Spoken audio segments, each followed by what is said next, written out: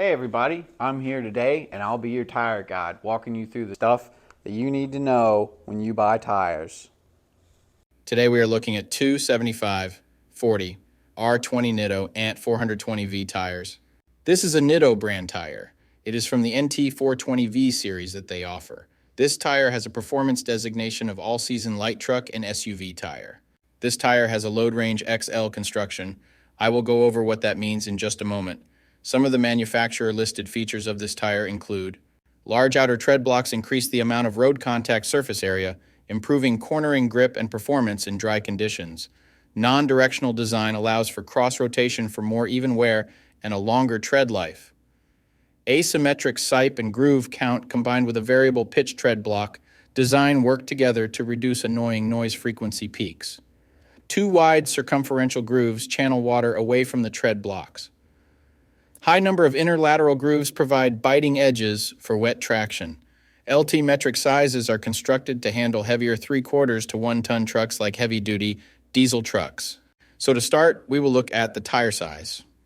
This is one of the most important parts, if not the most important part of your tire shopping journey, because if you order the wrong size, they more than likely won't work on your vehicle. This tire size should be showing on the screen right now. So let's work from left to right and break down what these three numbers mean. There's so many numbers on a tire to consider, so let me go over what each of them means. The first number is for the section width of the tire. The section width of 275 in this sequence refers to the tire's width in millimeters.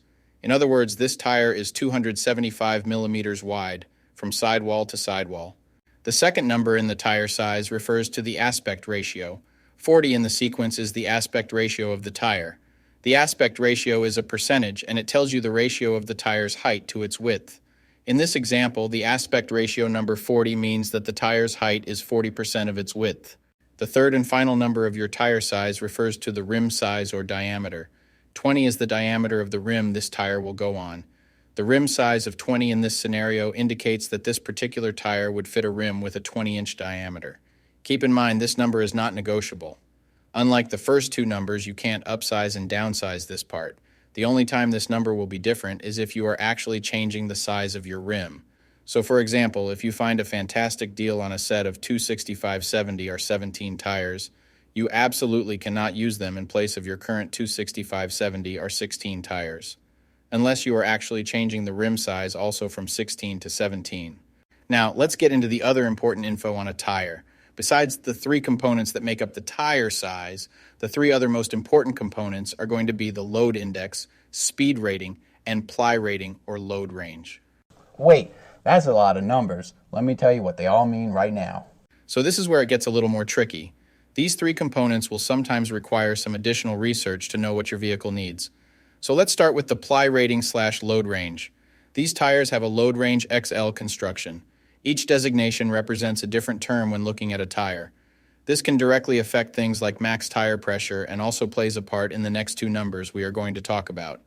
When in doubt of the rating your vehicle requires, in most cases it is safe to go with the same rating your vehicle currently has, as long as it was replaced with the correct spec of tire last time they were replaced. Now let's talk about the other two components, load index and speed rating. Next to your tire size, you will see a number and letter combination like 106W. The number 106 is the load index. This is the number relative to the weight capacity of the tire. The higher the number, the greater the load carrying capability of the tire. Load index ranges from 0 to 150. If you are replacing your tires, they have to be the same or higher load index, never lower. For example, if your current load index is 106, a tire of the same size with a load index of 109 would work for you, but not a tire of the same size with a load index of 103.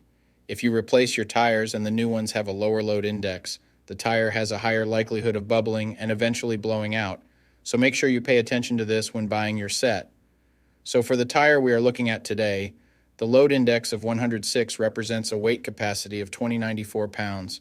For my metric system using friends, that would be a capacity of 950 kilograms. Located next to the load index we just talked about, there is a letter.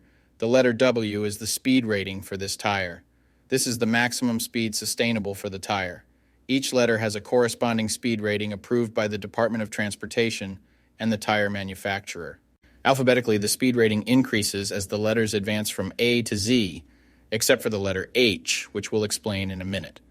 The most common speed ratings range from L, 75 miles per hour, to W, 168 miles per hour. High-performance racing tires speed rated 168 miles per hour or higher are marked ZR. Originally, tire speeds were just S, H, or V, S being the slowest, H being the middle, and V being the fastest.